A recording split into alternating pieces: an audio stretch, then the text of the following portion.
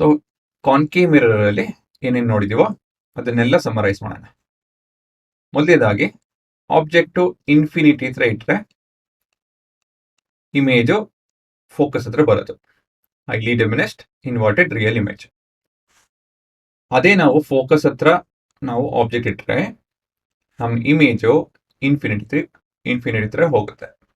It's real inverted highly enlarged at infinity.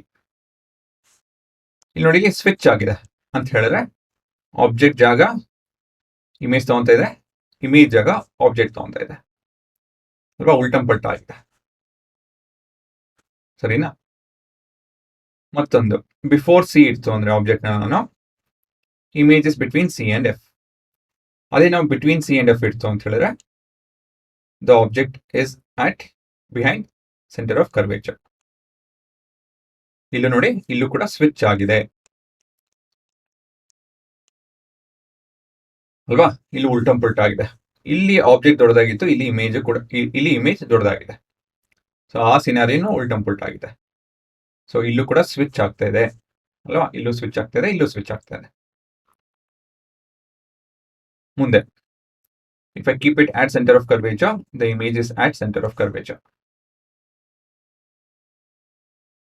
ಅದು ಬಿಟ್ರೆ ಕೊನೆಯದಾಗಿ, if I keep it between focus and pole the image is enlarged virtual erect image behind the mirror.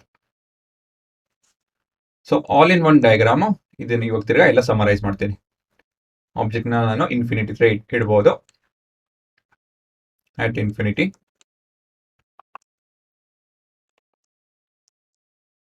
Before centre of curvature, at center of curvature, between C and F, at F, between F and P. ಇಷ್ಟೊಂದು variation ಇದೆ. At infinity ಹತ್ರ ಇತ್ತು ಅಂತ ಹೇಳಿದ್ರೆ image ಇಲ್ಲಿ ಬರುತ್ತೆ. ಮುಂದೆ ಇಲ್ಲಿ ಬಿಹೈಂಡ್ ಸಿ ಇಡ್ತು ಅಂತ ಹೇಳಿದ್ರೆ ಇಮೇಜು ಇಲ್ಲಿ ಬರುತ್ತೆ. ನೆಕ್ಸ್ಟ್ ಅಟ್ ಸಿ ಇಡ್ತು ಅಂದ್ರೆ ಇಲ್ಲಿ ಬರುತ್ತೆ. ಸೈಜ್ ಕೂಡ ನೋಡಿ, ಹಂಗೆ ಅಬ್ಸರ್ವ್ ಮಾಡಿ ಏನಾಗ್ತಾ ಇದೆ ಅಂತ ಹೇಳಿ. ನೆಕ್ಸ್ಟ್ ಅಟ್ ಫೋಕಸ್ ಇಡ್ತು ಅಂತ ಹೇಳಿದ್ರೆ ಅಲ್ಲ, ಬಿಟ್ವೀನ್ ಸಿ ಅಂಡ್ ಎಫ್ ಇಡ್ತು ಅಂದ್ರೆ ಇಮೇಜು ಇಷ್ಟು ದೊಡ್ಡದಾಗಿ ಬಿಹೈಂಡ್ ಸೆಂಟರ್ ಆಫ್ ಕರ್ವೇಚರ್ ಬರುತ್ತೆ. ಅಟ್ ಫೋಕಸ್ ಇಡ್ತು ಅಂದ್ರೆ ಇನ್ಫಿನಿಟಿ ಹೋಗುತ್ತೆ. ಸೊ ಇಲ್ಲಿ ಏನಾಗ್ತಾ ಇದೆ, ಇಲ್ಲಿ ಪುಟ್ಟದಾಗ ಶುರುವಾಗಿ ನಮ್ಮ ಇಮೇಜು ದೊಡ್ಡದಾಕೊಂಡು ಹೋಗ್ತಾ ಇದೆ ಅಲ್ವಾ. ಸೊ ಇಂಥ ಅಬ್ಸರ್ವೇಷನ್ ಮಾಡ್ತು ಅಂದ್ರೆ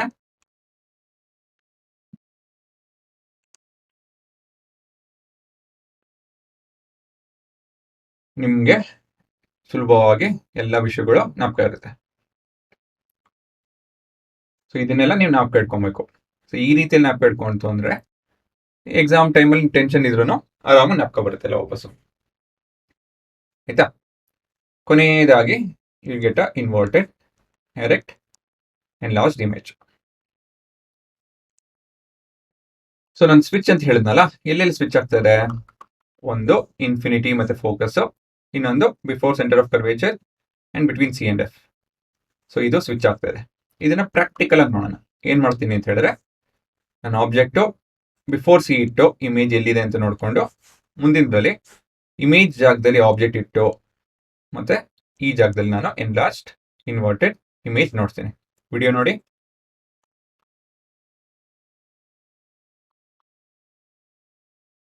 ಸೊ ಇಲ್ಲಿ ನಿಮ್ಮ ಇಮೇಜ್ ಶಾರ್ಪ್ ಇಮೇಜ್ ಇದೆ, which is at 29 centimetre. Object around 40 centimetre ಹತ್ರ ಇದೆ ಅಲ್ವಾ. ಇವಾಗ ನಾನು I make the switch.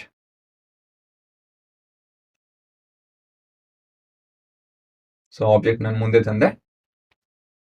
So image ನಾನು ಹಿಂದೆ ತಗೊಂಡೋದೆ. ಇಲ್ಲಿ ಸಣ್ಣ ಅಡ್ಜಸ್ಟ್ಮೆಂಟ್ ಏನಂತ ಹೇಳಿದ್ರೆ, ಲೈಟ್ ಸೋರ್ಸ್ ಕ್ಲೀನಾಗಿ ಗಾಜಿನ ಮೇಲೆ ಬಿಡಬೇಕು ಅಂತ ಹೇಳಿ, ಕನ್ನಡಿ ಮೇಲೆ ಬಿಡಬೇಕು ಅಂತ ಹೇಳಿ ಸ್ವಲ್ಪ ಅಲ್ಲಾಡ್ಸೆ ಹೊರ್ತು ಇನ್ನೇನು ಆ ಥರ ಏನು ಇದು ಮಾಡಿಲ್ಲ. ನೋಡಿಲಿ, ಅದು 29 ಸೆಂಟಿಮೀಟರ್ ಹತ್ರನೇ ಇದೆ ಅಲ್ವಾ. ಹಿಂದೆ ಮುಂದೆ ಮಾಡ್ತೀನಿ ಸ್ವಲ್ಪ ಅಷ್ಟೇ, ಅದು ಹೊರ್ತು ನೋಡಿಲಿ ಕರೆಕ್ಟಾಗಿ 29 ಸೆಂಟಿಮೀಟರ್ ಹತ್ರ ಇದೆ. ಇದು 40 ಸೆಂಟಿಮೀಟರ್ ಹತ್ರ ನಿಮ್ಮ image. So we are able to switch. ಏನಕ್ಕೆ ಇದೆಲ್ಲ ಆಗುತ್ತೆ ಅಂತ ಹೇಳಿದ್ರೆ, light will always travel in a straight line and traces the path which it came in.